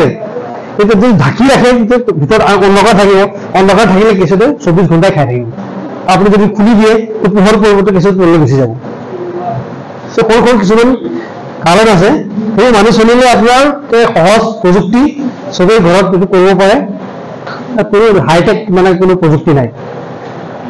ঠিক আছে, আৰু এতিয়া টেৰেছ গাৰ্ডেনত এটা ডাঙৰ প্ৰব্লেম হৈছে যে পৰুৱাৰ এটাক, এই আমি ঘৰটো ইউজ কৰিলে পৰুৱাৰ এটাকটো হ'বনে? মই আপোনাক এটা কথা ক'বলৈ পাহৰিলোঁ, এই যে ভাৰ্মি কম্পোষ্ট টেংকটো বনাইছে, এই টেংকতো পৰুৱা সোমাব আপোনাৰ কেঁচুটো খাবৰ কাৰণে। যদি অলপ খৰচা কৰি বনায় আপুনি, টেংকিটো চাৰিওফালে এটা ড্ৰেইন বনাব লাগে, সৰু ড্ৰেইন, 1/2 ইঞ্চি ড্ৰেইন বনালে বনাই এইটো পানী দি থ'ব লাগে। যদি চব জেগাত নহয়, য'ত পৰুৱাৰ মাত্ৰাটো বেছি আছে, চব জেগাত ওখ মাটিত বেছি হয়, ৰঙা মাটিত পৰুৱা থাকে, তাত তেতিয়া টেংকিটো বনাওঁতে কিনাৰতে আপুনি 1/2 ইঞ্চি নলা এটা বনাই দিব লাগে আৰু সেইটো সদায় পানী দি থ'ব লাগে। নহ'লে কি হয়, পৰুৱাবিলাক সোমাই আপোনাৰ কেঁচুবোৰ চব খাই পেলাব। আপুনি যদি কয় পৰুৱা, এই পৰুৱাৰ আক্ৰমণ নাই সাৰটো হৈ যোৱাৰ পিছত, কাৰণ ইয়াৰ দুৰ্গন্ধ নাই, গম পাইছে নে? বেয়া গলাৰ আধা পচা যদি বস্তু থাকিলে তেতিয়া পৰুৱা আহিলেহেঁতেন। এইটো 100% ডাইজেষ্টেড বস্তু, এইটো খালে কেঁচু খাই হজম কৰি উলিয়াই দিয়া বস্তু। ইয়াত আৰু আপোনাৰ কোনো নিউট্ৰিয়েন্ট পৰুৱাৰ এটেক নাই, মানে দুৰ্গন্ধ নাই। মিলিবাগ, অঁ মিলিবাগ এইটো এটা ইনসেক্ট হয়, কিন্তু দেখাত বেমাৰ নিচিনা লাগে। মিলিবাগ দুটা আছে, এটা ক'লা এটা হোৱাইট মিলিবাগ। সেইটো এতিয়া আপুনি বেছিকৈ আপুনি অমিতা গছত পাব। আগতে হোৱাইট মিলিবাগটো এইটো মাইনৰ পেষ্ট আছিলে, আজিৰ পৰা 10 বছৰ আগত এইটো মানে আমি পেষ্ট হিচাপে ধৰাই দিছিলোঁ। তেনেকৈ আগতে বান্দৰক আমি পেষ্ট নুহিছিলোঁ, আজিকালি বান্দৰ এটা মেজৰ পেষ্ট। মিলিবাগটো আজিৰ পৰা 10 হোৱাইট মিলিবাগটো আজিৰ পৰা 10 দিনৰ আগত মাইনৰ পেষ্ট আছিলে, কাকো ক্ষতি কৰা নাছিলে। কিন্তু এনভাইৰমেণ্টেল চেঞ্জৰ কাৰণে এতিয়া এইটো মেজৰ পেষ্ট হৈ গৈছে। তো ইয়াৰ কাৰণে আপুনি 5% মালাথিয়ন ডাষ্ট পায়। 5% মালাথিয়ন ডাষ্ট আপুনি কি কৰিব, ঘৰত যে ছাই থাকে খৰি জ্বলোৱাৰ পিছত সেই ছাইত মিলাই পেলাই এইটো ডাষ্টিং কৰিব লাগে। ডাষ্টিং স্প্ৰে কৰিব নালাগে, শুকান পাউডাৰটো মাৰিব লাগে, কিন্তু ছাইৰ লগত মিলাই ল'ব লাগিব। নিমটো ভাল, নিমটো বায়'পেষ্টিচাইড। নিমটো আজিকালি সব জেগাতে ব্যৱহাৰ হৈছে। নিম পাতটো পাৰে, নিমৰ বীজটো পাৰে। হয়, নোৱাৰে টেঙা পাৰে, চব পাৰে। আপুনি খালি যোনটো বস্তু কচু দিবলৈ নাই, খুব কম নহয় কচুটো। কচুত মানে ক্লৰিন, আপোনালোকে ক্লৰিনটো জানে নহয়, CL ক্লৰিনটো কি হয়? ক্লৰিনটো আমাৰ ক্লৰিনটো আমাৰ পাব্লিক হেল্থ ডিপাৰ্টমেণ্টে ব্যৱহাৰ কৰে পানী ষ্টেৰিলাইজেশ্যন কৰিবৰ কাৰণে। পানী ফিল্টাৰেশ্যনত ক্লৰিন দিয়ে জানে, ব্লিচিং পাউডাৰত ক্লৰিন থাকে। তো ক্লৰিন দিলে কি হয়, পানীত যিকোনো জীৱ থাকিলে মাৰি পেলায়, বেক্টেৰিয়া, ফাংগাছ, ভাইৰাছ যি আছে মাৰি পেলায়। তো ইয়াতো আমাৰ কেঁচু আছে, ইয়াত যদি আমি ক্লৰিন দি দিওঁ বা ক্লৰিন থকা আৱৰ্জনা দিওঁ, তেতিয়াহ'লে কেঁচুৰ এক্টিভিটিটো কমি যাব। দেখে না, যিকোনো আৱৰ্জনা য'ত ক্লৰিন কণ্টেণ্টটো বেছি আছে, স্পেচিয়েলি ক্লৰিন কণ্টেণ্টটো ক'ত থাকে, আপোনাৰ চলিড ৱেষ্ট, মেডিকেল ৱেষ্টত থাকে। ক্লৰিনটো মেডিকেল ৱেষ্টত থাকে, পাৰিলে মেডিকেল ৱেষ্টটো দিব নালাগে যদি চিটিত কৰে। আৰু ঘৰত যদি কচু আছে, কচুটো দিব নালাগে, কচুত ক্লৰিন কণ্টেণ্টটো বেছি থাকে। ক্লৰিনটো হ'ল এটা পেষ্টিচাইড, মাৰে, জীৱক মাৰে। ইয়াত মাৰিলে কেঁচুৰ এক্টিভিটিটো কমি যাব। সেইকাৰণে আপুনি মই যিটো শ্লাইড দিছিলোঁ চব,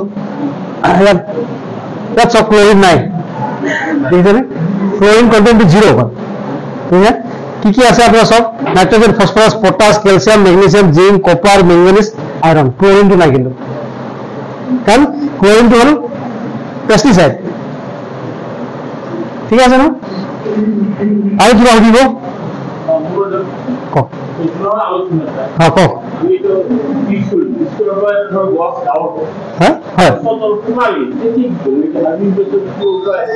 কি আকৌ কওকচোন প্ৰশ্নটো। হয়, কি আপোনাৰ খেতিৰ কথা কৈছে নে পাৰ্মানেণ্ট গছৰ কথা কৈছে? খেতিত একবাৰ দিলে হ'ল আৰু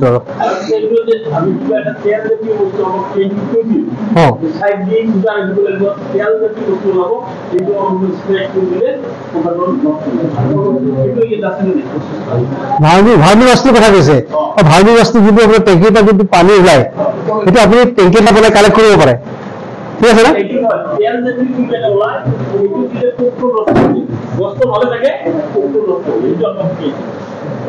কোনটো পোকৰ কথা কৈছে এতিয়া? সেইটো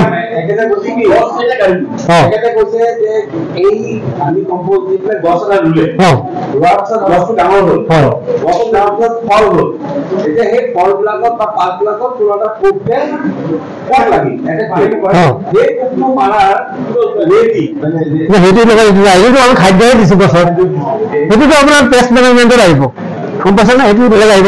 তেওঁ যিটো ক'লে নিমৰ যদি অৰ্গেনিক কৰিছে, নিম পাত আপুনি পাউডাৰ কৰি দিব পাৰে, বা নিমৰ গুটি দিব পাৰে, বা দোকানৰ পৰা কীটনাশক কিনি আনি দিব পাৰে, সেইটো বেলেগ। সেইটো আপোনাৰ বিজনেছ মেনেজমেণ্ট বেলেগ আহিব। হয়, নিম পাতটো আপোনাৰ ঘৰত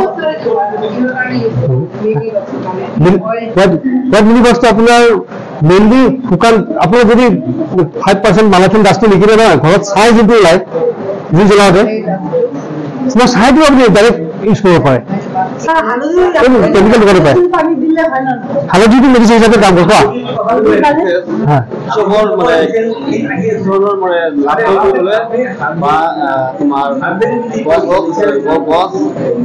তোমাৰ প্ৰাণী ক্ষেত্ৰত কি ধৰণৰ লাভজন কৰি তোলে? ভাৰ্মি কম্পোষ্ট 5% মালাথিন ডাষ্ট পাউডাৰ নহয়। আমাৰ এজন ষ্টুডেণ্টে সুধিছে দেই, কৃষকৰ কি লাভ হ'ব? আজিৰ দিনত ৰাসায়নিক সাৰ জানা নহয় ইউৰিয়া DAP SSP এনেকৈ নাম শুনিছে আপোনালোকে ৰাসায়নিক সাৰ 50% সাবসিডি চৰকাৰে দি আছে হ্যাঁ MOP সাৰ কিন্তু পটাছ সাৰ বজাৰৰ দাম 40 টকা আসল দাম 80 টকা চৰকাৰে 40 টকা বন্ধ কৰি আছে এইটো কিন্তু তোমাৰ পথাৰত যিমান আৱৰ্জনা আছিলে সেইখিনি আনি পেলাই তুমি একো সাৰ বনালা এক নম্বৰটো হৈ গ'ল তোমাৰ অৰ্গেনিক খেতি হৈ গ'ল সাৰ কাৰণ সাৰ বুলি ক'লে ৰাসায়নিক সাৰটো হ'ল এটা নিমখ গম পাইছেনে নিমখ আপুনি যদি ৰাসায়নিক সাৰটো 40 বছৰ 50 বছৰ ব্যৱহাৰ কৰি গৈ আছে প্ৰয়োজনতকৈ বেছি ব্যৱহাৰ কৰি আছে এদিন কি হ'ব আপোনাৰ মাটিটো নিমখীয়া হৈ যাব যিদিনা মাটিটো নিমখীয়া হৈ যাব সেইদিনা আপোনাৰ উৎপাদন নাইকিয়া হৈ যাব কিন্তু এতিয়া পাঞ্জাৱ হাৰিয়ানাত হৈ আছে আমাৰ যেতিয়া সেউজ বিপ্লৱ হৈছিলে 1960 দশকত চৰকাৰে চব ফ্ৰী দিছিলে মানে না ট্ৰেক্টৰ দিছিলে সাৰ দিছিলে বীজ দিছিলে কৈছে তহঁতি উৎপাদন কৰা যেনেকুৱা উৎপাদন কৰা আমি যেন বিদেশৰ পৰা কিনি নানো আৰু শস্য নিকিনো তাহাঁতি ফ্ৰী পাই ধৰম ধুম মাৰি 10 গুণ উৎপাদন বৃদ্ধি হৈছে য'ত 100 কেজি পাইছিলে তাত 1000 কেজি পাইছে আমাৰ ভাৰত চেফ চাফিচিয়েণ্ট হৈ গ'ল কিন্তু সেই যে ফ্ৰী পাই বেছিকৈ ড'জ মাৰিব ল'লে মাৰি আজিলৈকে মাৰি আছে আমাৰ যেনেকৈ কৃষক কিমান মাৰিলে আমাৰ কৃষকে 10 কেজি মাৰিলে তাত মানুহ তেনেকৈ কিমান মাৰিলে আমি 3 বেগ মাৰিম সেইটো বেগ হিচাপে কয় আমি কেজি হিচাপে কওঁ তো আজিৰ দিনত কি হৈছে পাঞ্জাৱ হাৰিয়ানাত মাটিবিলাক নিমখীয়া হৈ গ'ল আগতে যেতিয়া 60 দশকত 1 কেজি সাৰ প্ৰয়োগ কৰোঁতে 15 কেজি ফচল পাইছিলে গম পাইছে না 1 কেজি যদি ৰাসায়নিক সাৰ দিয়ে 15 কেজি ফচল পাইছিলে আজিৰ দিনত 1 কেজি সাৰ দিলে 3.5 কেজি ফচল পায় তাৰমানে মাটিৰ প্ৰডাকশ্যন কেপাচিটি নাইকিয়া হৈ গ'ল নিমখীয়া হৈ গ'ল তো এই ৰাসায়নিক সাৰ মানে কি একো নিমখ হয় আপুনি নিজে খাই চাব পাৰে নিমখ যদি প্ৰয়োজনতকৈ বেছি মাৰি থাকোঁ 40 বছৰ 50 বছৰ পিছত আমাৰ উৎপাদনটো নাইকিয়া হৈ যাব নাইকিয়া টেষ্টটো বেয়া হ'ব ঠিক আছে এতিয়া আমি কি কৰোঁ কৃষকে খেতিটো ধানটো চপোৱাৰ পিছত পথাৰটো জ্বলাই দিয়ে যিমান আৱৰ্জনা আছিলে জ্বলাই দিয়ে জ্বলোৱাৰ লগে কি হ'ব কাৰ্বন ডাই অক্সাইড গুচি গ'ল দিনত পৃথিৱীত এটা বস্তু খুব গুৰুত্ব দিছে সেইটো হ'ল 3 Rs RRR reduce reuse recycle এইটো গোটেই পৃথিৱীতে কৰিছে ছাৰে যোনটো প্ৰথমতে ক'লে MSWটো মিউনিচিপালিটি চলিড ৱেষ্ট বিৰাট ডাঙৰ প্ৰব্লেম আমি এতিয়া গাঁৱত আছোঁ ৰুৰেল এৰিয়াত আছোঁ বা চাব আৰ্বান এৰিয়াত আছোঁ নাজানো যোনবিলাক মানুহ আৰ্বান এৰিয়াত আছে তেওঁলোকে জানে কি গ্ৰেট প্ৰব্লেম আৰু 30-40 বছৰৰ পিছত জেগা নাইকিয়া হ'ব ডাম্পিং কৰা যদি ৰিচাইকেল নকৰে ৰিইউজ নকৰে বা ৰিডিউচ নকৰে বস্তুবিলাক 30-40 বছৰৰ পিছত মানুহৰ এক্সিষ্টেঞ্চটো দিগদাৰ আছে আৰু কিবা সুধিব ভাল লাগিলে আপোনালোকৰ ইয়াত ইনভাইট কৰাৰ কাৰণে মানে ইলেকশ্যন ডিউটি কৰি কেনেকৈ ক'ত চিনাকি হয় মানে তাত কানেক্ট হ'লে নাজানো আৰু মই ইলেকশ্যন ডিউটি কৰিছিলোঁ আপোনাৰ প্ৰট'কল অফিচাৰ আপোনালোকৰ এজন ইয়াৰ প্ৰট'কল অফিচাৰ পৰিলে তেওঁৰ লগত চিনাকি হৈ মেলি ক'ত লিংক হৈ কেনেকৈ আহিলোঁ ঠিকে আছে নে আৰু ষ্টুডেণ্টৰ ফালৰ পৰা কিবা সুধিব এইটো তোমালোকৰ টপিক এইটো আজিকালি হট টপিক ষ্টুডেণ্টৰ কাৰণে এইবিলাক আজিকালি কোৰ্চ কাৰিকুলামত দিছে নতুন যোনটো আহিছে নিউ এডুকেশ্যন পলিচিত এইবিলাক কোৰ্চ কাৰিকুলামত আছে কম্প'ষ্ট ভাৰ্মি কম্প'ষ্ট FRM এইবিলাক তোমালোকৰ চিলেবাছত আহিছে এতিয়া কেঁচু আপোনালোকে প্ৰথমতে মই কৈছিলোঁ কেঁচুটোৰ দাম বহুত বেছি 1500 টকা কেজি 1 কেজি দাম 1500 টকা সেইবোৰ আপুনি যদি চিনাকি আছে যেনেকৈ এওঁ আছে তেওঁৰ পৰা যদি আপুনি 100 বা 50টামান কালেক্ট কৰে আপোনাৰ 1.5 মাহ 2 মাহতে 1000 ওপৰ হৈ যাব কাৰণ তাৰ মাল্টিপ্লিকেশ্যন স্পীডটো বহুত ফাষ্ট মই ক'লো নহয় ৰাক্ষস কেঁচু আপুনি যদি তেনেকুৱা বাতাবৰণ দি দিয়ে আন্ধাৰ কৰি দিয়ে অলপ টেম্পাৰেচাৰ বঢ়াই দিয়ে 24 ঘণ্টাই খায় সেইটো আপুনি অনলাইন কিনিব পাৰে ভাৰ্মি বেগ বুলি ক'লে 600 টকা 800 টকা 1000 টকা বেলেগ বেলেগ ডেঞ্চিটিত আছে সেইটো কিনিব পাৰে সেইটো হ'লে কিন্তু আপোনাৰ বাঁহৰ কামি কেইটামান লাগিব বাঁহৰ কামি দি পেলাই তাত বহাই দিব লাগিব পুতি পেলাই মাটি অলপ ওখ কৰি ল'ব 1 ইঞ্চিমান ওখ কৰি ল'ব য'ত আপুনি ভাৰ্মি বেগখন প্লাষ্টিকত দিব সেই জেগাটো বেলেগ তাৰ পৰা পানী ওলাবতো সেইকাৰণে আপুনি 1 ইঞ্চি বা 1.5 ইঞ্চিমান ওখ কৰি ল'ব এটা প্লেটফৰ্ম বনাই ল'ব তাৰ ওপৰত বেগটো দি চাৰিওফালে কামি দি পেলাই খাৰা কৰাই দিব কিন্তু আপোনাৰ এটা কথা মই আহিব 25 বা 30 দিনৰ বয়সত এবাৰ কোৰেৰে বস্তুটো লুটিয়াই দিব লাগে সেইটো আমি কওঁ এৰেশ্যন মানে অক্সিজেনটো সোমাব দিব লাগে কাৰণ কেঁচুটো জীয়াই থাকিবৰ কাৰণে অক্সিজেন লাগে অক্সিজেন ছাপ্লাইটো বঢ়াই তেতিয়া কেঁচুৰ এক্টিভিটিটো বাঢ়ে আৰু কেঁচুটো সদায় আৱৰ্জনাৰ ওপৰত এৰিব বোলে কেঁচু তলত পেলাই তাৰ ওপৰত আৱৰ্জনা দি আছে নহ'ব তেতিয়া কেঁচুখিনি কি হ'ব অক্সিজেন নাপাই মৰি থাকিব কেঁচু যদি আপুনি ওপৰত এৰিব খাই গাত পৰি গৈ থাকিব অক্সিজেন সাপ্লাইটো কণ্টিনিউ থাকিব। কেঁচুটো খাই খাই যেতিয়া যাব এটা টানেল বনাব, ফুটা এটা বনাবলৈ যাব, সেইটো দি অক্সিজেন চাপ্লাই হৈ জীয়াই থাকিব। আপুনি যদি কেঁচুটো তলত দি পেলাই তাৰ ওপৰত আৱৰ্জনা বা গোবৰ দি দিয়ে কেঁচুটো মৰি থাকিব। আৰু ইয়াত কেঁচু জেনেৰেলি গোবৰ জেনেৰেলি 10% ব্যৱহাৰ কৰা হয়। আপুনি যদি 90% আৱৰ্জনা ব্যৱহাৰ কৰিছে 10% গোবৰ ব্যৱহাৰ কৰিলে হয়। ঠিক আছে, যদি আৰু প্ৰশ্ন নাই ইয়াতে সামৰো। কওক, কোৱেশ্যন কৰিলে ভাল লাগে। তাৰমানে মই এবাৰ কৰিছিলো হয় আমি গম পাওঁ ঘৰতে কি কৰিলো, মইতো তেতিয়া কেঁচু পোৱা নাযায় ইফালে, হয় নাপায়। মই কি কৰিলো আমাৰ ঘৰৰ বেছি কেঁচু যে কলগছ আছে, কলগছৰ কেঁচুটো কলগছৰ কেঁচু গম পাইছো, সেইটো ৰঙা দেখিবলৈ একে হ'ব, কিন্তু প্ৰডাকশ্যনটো একেই হ'ব। আপোনাৰ টাইমটো বেছি লাগিব, 3 মাহ লাগিব আপোনাৰ 1.5 মাহৰ জেগাত। একেই, এইটো কেঁচুও খাব, এইটো কেঁচুও খাব, একেই যি হৰমন চিক্ৰেট কৰিব সি কৰিব, কিন্তু আপোনাৰ টাইমিংটো বেছি হ'ব, সময়টো বেছি লাগিব।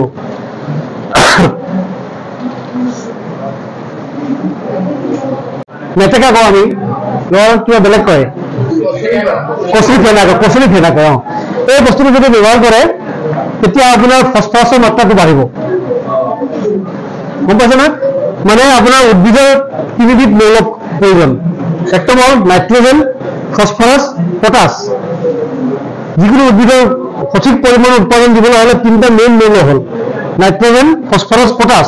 এই বস্তুটো যদি আপুনি ব্যৱহাৰ কৰে ফচফৰাছৰ মাত্ৰাটো বাঢ়িব। আৰু ফচফৰাছটো সদায় কোনবিলাক খেতিত লাগে গম পাইছে, যোনবিলাক খেতিৰ উৎপাদন মাটিৰ তলত হয়। ফচফৰাছে মানে শিপা বৃদ্ধিত সহায় কৰে। তো আমাৰ যোনবিলাক মূলা, গাজৰ, আলু, কচু, যোনবিলাক মাটিৰ তলত ফলটো পাওঁ, তাত এই যদি সাৰটো, এই বস্তুটো ব্যৱহাৰ কৰি পেলাই যদি আপুনি সাৰ বনাই দিয়ে তেতিয়া উৎপাদনটো বেছি হ'ব মাটিৰ তলত। আৰু মাটিৰ ওপৰত উৎপাদনটো বঢ়াবৰ কাৰণে কিন্তু নাইট্ৰজেনটো লাগে, কিন্তু ইউৰিয়াত আমাৰ আছে, DAPত আছে, নাইট্ৰজেনটো লাগে। তো এই বস্তুটো আপোনাৰ আজিকালি চাব আপাৰ আছামত যদি যায়, কোনো বিল বা জলাশয়ত আপুনি এই বস্তুটো নাপায়, চব ট্ৰেক্টৰ আনি লৈ গুচি যায়। পচন সাৰ বা কেঁচু সাৰ বনাব কাৰণে চব এইবিলাক উঠাই লৈ গুচি যায়। ভালে হৈছে, বেয়া কৰে পানীটো, ইউট্ৰফিকেশ্যন বুলি কওঁ আমি, ইউট্ৰফিকেশ্যন কৰে। তো এই বস্তুটো উঠাই লৈ যায়, বাগানবিলাকে উঠাই লৈ যায়। বাগানবিলাকতো আজিকালি ভাৰ্মি কম্পোষ্ট প্ৰডাকশ্যন ইউনিট আছে তেওঁলোকৰ নিজৰ। মেটেকাটো সৰু সৰু কাটি দিব লাগিব, মানে কোনোবা কাটাৰ কাৰণ হ'ল চাৰ্ফেচ এৰিয়াটো বঢ়াব লাগে, এৰিয়াটো বঢ়াব লাগে, স্পেচটো বঢ়াব লাগে কেঁচুৱে খাবৰ কাৰণে। ঠিক আছে, তো এই বস্তুটো দিব পাৰে। এইটো বস্তু আপোনালোকে জানেই, হিষ্টৰী জানেই নে? এইটো ভাৰতৰ নেটিভ নহয়, এইটো ব্ৰিটিছ ৰাণী এজনীয়ে ফুল পৰা আনিছিলে, গম পাইছে? ফুল এপাহ আহোঁতে ব্ৰিটিছৰ দিনত জাহাজত আহোঁতে ফুল এপাহ লৈ আহিছিলে, আহি ইণ্ডিয়াত পেলাই দিলে, এতিয়া ইণ্ডিয়া ভৰ্তি হ'ল। ফ্লাৱাৰ হিচাপে আনিছিলে মানে ব্ৰিটিছ ৰাণী এজনীয়ে। ইণ্ডিয়ান নেটিভ নহয়, মানে এইটো উইড বুলি কোৱা ইংলিছত, এইটো ইণ্ডিয়াৰ উইড নহয়। মানে তেনেকুৱা বহুত আছে নেটিভ। এতিয়া এটা ফুল আনিছিলে, এতিয়া আপুনি ভাৰতৰ এনেকুৱা এটা জলাশয় নাই য'ত এইটো বস্তু নাই। ঠিক আছে, ইয়াতে সামৰিছোঁ মই, থেংক ইউ।